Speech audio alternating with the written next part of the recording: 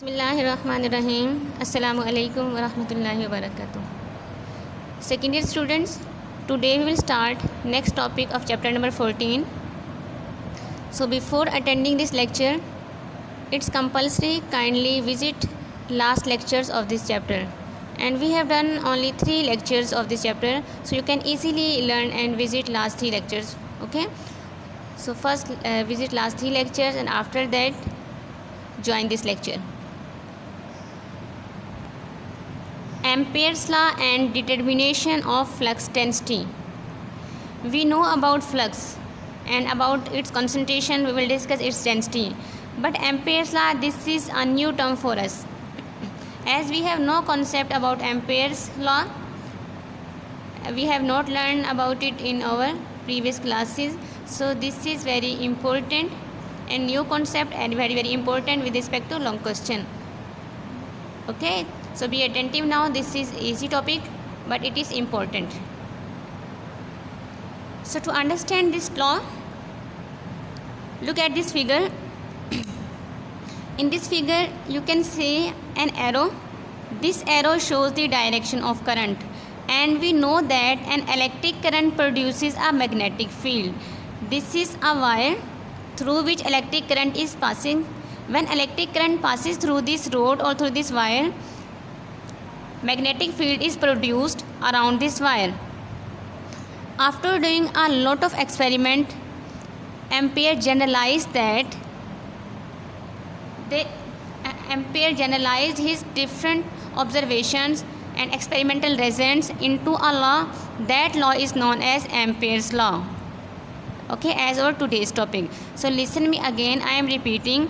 You can see in the figure there is a wire, this one, as shown by blue color. Current is passing through this wire, and when electric current passes through any wire or any material, any conductor, it produces a magnetic field, right? And the magnetic field strength depends upon the strength of this current. So by doing different experiments and by different observations, Ampere presented a law, and this law is known as Ampere's circuital law. With the help of this law states that the magnetic flux density. What is magnetic flux density? Always remember this B is known as magnetic flux density. अब आप यहाँ पे ये confuse हो रहे होंगे, B तो magnetic field को शो करता है, तो ये मैग्नेटिक फ्लक्स डेंसिटी क्या है? सो फर्स्ट आप देखें मैग्नेटिक फ्लक्स डेंसिटी, ये वर्ड्स क्या है? मैग्नेट से हो गया, फ्लक्स क्या होता है? Magnetic lines passing through any area, ठीक है। इट मीन्स के मैग्नेटिक लाइंस किसी जगह से किसी एरिया में से कितनी पास हो रही हैं, ठीक, ये उसकी क्या कहलाएगी? उसको अंडरस्टैंड करना, उसको रीड करना, वो क्या कहलाएगा? फ्लक्स कहलाएगा। सो मैग्नेटिक फ्लक्स डेंसिटी क्या है? उसकी कॉन्सेंट्रेशन के मुताबिक हमें बताती है।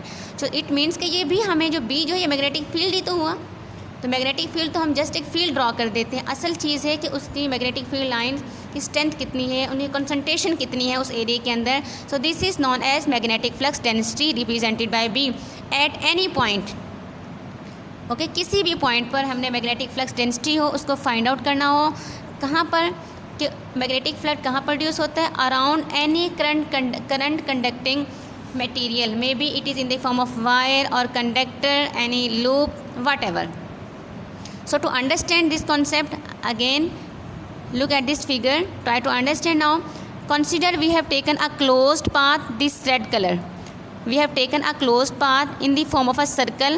Its radius is r, and this one is enclosing the current carrying wire. It enclosed by a current carrying wire.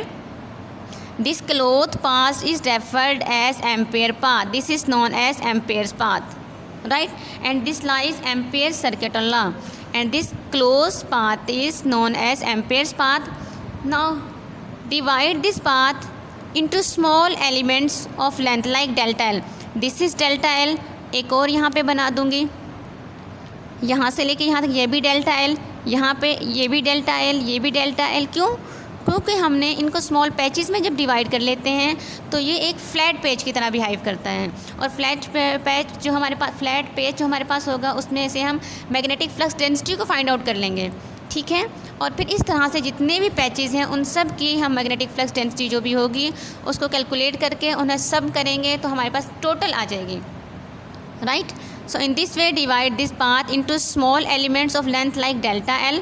Let B be the value of flux density at each delta L. तो B क्या होगी, हर किसी patch में से हर किसी जो delta L जो element की हमने लेंथ को डिवाइड किया है उसमें से अलग अलग B जो की वैल्यू जो है हम फाइंड आउट करेंगे। और उसके बाद हम B इस पैच का B डॉट डेल्टा L लिया, इस पैच का B dot delta L and we will take B dot delta L of all patches as we have divided this complete closed path into an n number of delta L elements. Okay, so to determine the value of B dot delta L, if theta is the angle between B and delta L, B की direction इस point पे कितनी है और delta L क्या उसके साथ क्या एंगल बन रहा है। अब इन दोनों पॉइंट्स की बात करते हैं। ये जो मैंने बनाया अभी, इस पॉइंट, इस लाइन और इस पॉइंट के दरमियान में लेंथ की डायरेक्शन कौन सी है और मैग्नेटिक फील्ड लाइंस जो उनकी डायरेक्शन क्या है, उनके दरमियान क्या एंगल बन रहा है, वो हमारे पास क्या आएगा, थीटा आएगा, राइट। सो इस तरह हम with the help of this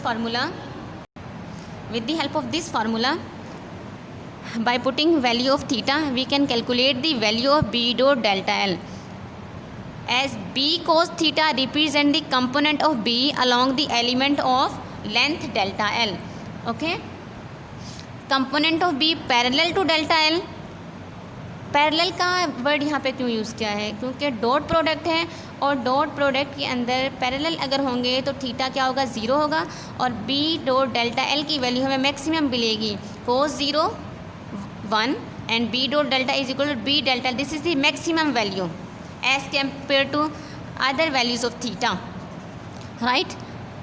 So we can say that thus B dot delta L represent the product of the length of the element delta L and the component of B parallel to delta L, right. So in this way we can state that amperes, that the sum of the quantities, कौन सी quantities, sum of quantities of all delta L elements number 1 2 3 4 5 6 and so on. So we can say that Ampere's law states that the sum of the quantities B dot delta L for all path elements, for all path, एक ये वाला हो गया, एक ये है, एक ये है, जितने में भी हम डिवाइड कर लें, okay, for all path elements into which the complete loop has been divided. दोबारा से सुन लें, B dot delta L, B dot delta L, B dot delta L, B dot delta L, the sum of all elements, okay, which we have divided is equal to mu naught times the total current। अब ये बात क्या हुई कि ये जितने भी थे यहाँ पर, इनके अंदर जो मैग्नेटिक फील्ड प्रोड्यूस हुआ वो इस करंट की वजह से था। अब होना तो ये चाहिए कि जब हमने इन सब का B dot delta L calculate किया, उनको सम अप किया, तो वो इक्वल किसके आ रहा है, वो करंट के इक्वल आएगा, ये तो ठीक है। लेकिन क्या है, कितना इक्वल है, क्या उस इक्वलिटी के साइन देने के लिए हमें वहाँ पर म्यू नॉट एक फैक्टर है उसको ऐड करना पड़ा। तो इस तरह से हम कहेंगे this law states that the sum of the quantities B dot delta L for all path elements into which the complete loop has been divided is equal to mu naught times the total current enclosed by the path, is equal to the total current enclosed by the path, mu naught times। अब यहाँ पे आप देख सकते हैं, अब बेटा इसको अंडरस्टैंड आपने अच्छी तरह से करना है कि ये लिखा क्या हुआ है। B dot delta L you know very well कि B डॉट डेल्टा L क्या था, आपने जो क्लोज्ड पाथ था उसको डेल्टा L एलिमेंट में कन्वर्ट किया और हर किसी में से अलग अलग की कितनी मैग्नेटिक लाइंस हैं वहाँ पर पास कर रही हैं, तो B डॉट उनका डॉट प्रोडक्ट फाइंड आउट किया, ठीक है। अब एक एलिमेंट के लिए फर्स्ट एलिमेंट डेल्टा L था, उसकी जगह लिए आपने R जो यहाँ पे आप 1 लिख देंगे और N की जगह भी 1 आ जाएगा। अगर सेकंड की आपने फाइंड आउट करनी है तो R इज इक्वल टू 2, यहाँ पे 2 आ जाएगा, और आप सिर्फ सेकंड की ही फाइंड कर रहे हैं तो N की जगह पे भी 2 आ जाएगा, ठीक है। अगर आप थर्ड की फाइंड कर रहे हैं R इज इक्वल टू 3 और N की जगह भी 3 राइट कर देंगे, यहाँ भी 3 आ जाएगा, राइट। लेकिन अगर हम इकट्ठे ही फाइंड करना चाह रहे हैं अपने N नंबर ऑफ़ एलिमेंट्स की, फिर हम राइट करेंगे R is equal to 1 to N, और यहाँ पे क्या है R क्या है, इसका मतलब है अगर आप फर्स्ट की फाइंड करें यहाँ 1 आ जाएगा, सेकंड की फाइंड करेंगे यहाँ पे 2 आ जाएगा, थर्ड की फाइंड करेंगे 3 आ जाएगा, nth की फाइंड करेंगे तो यहाँ पे n आ जाएगा, ठीक है, is equal to mu naught. ये है समेशन की फॉर्म में राइट करना, राइट। तो हमने फिर कि एम्पेयर सर्किटल लॉ की स्टेटमेंट क्या है? Ampere's law stated that the sum of the quantities B dot delta L for all path elements into which the complete loop has been divided equals mu naught times the total current enclosed by the loop, where mu naught is constant. Understand?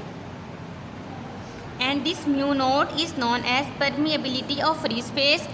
In SI units, its value is 4 pi into 10 raised to minus 7 Weber per ampere per meter, and we can mathematically write as the sum of all the elements B dot delta L1, 2, 3, 4 and R plus N is equal to mu naught I, and we can write in summation form in this way. R क्या है यहाँ पर? कोई भी हो सकता है, 10th हो सकता है, 10th पोजीशन आ रही हो, 11th आ रही हो, plus and so on, right. Where B dot delta R is the value of B dot delta L along the rth element, and N is the total number of element into which the loop has been divided. Confuse नहीं होना. rth element का मतलब है यहाँ जो भी element आ रहा है, 4th होगा, 5th होगा, 10th होगा, 100th होगा, लेकिन n क्या है? ये फाइनल है, टोटल nth, कि इसके 100 में डिवाइड किया या 1000 में डिवाइड किया, ये फाइनल है और ये फाइनल नहीं है, ये इन बिटवीन कोई भी एलिमेंट है. जैसे हम कह सकते हैं, मैं कहूँ 1 B डॉट डेल्टा L1, 2, 3, फिर मैं आगे नंबरिंग ही ना करूँ, मैं यहाँ से कोई भी उठा लूँ, मैं कह दूँ यहाँ पर B डॉट डेल्टा, इसको मैं rth एलिमेंट कह दूँ, और यहाँ पे तो कंप्लीट हो जाएगा. ये तो nth होगा हमारे पास, ठीक है. सेंटर में कोई भी आपने, सेंटर में या कहीं पे भी कोई आपने ले लिया काउंटिंग करते करते, वो हमारा rth एलिमेंट है. Okay, so in this way you can differentiate between R and nth.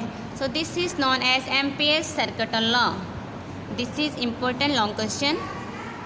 Listen video attentively and learn the topic. Fi amanillah. Assalamu alaikum wa rahmatullahi wa barakatuh.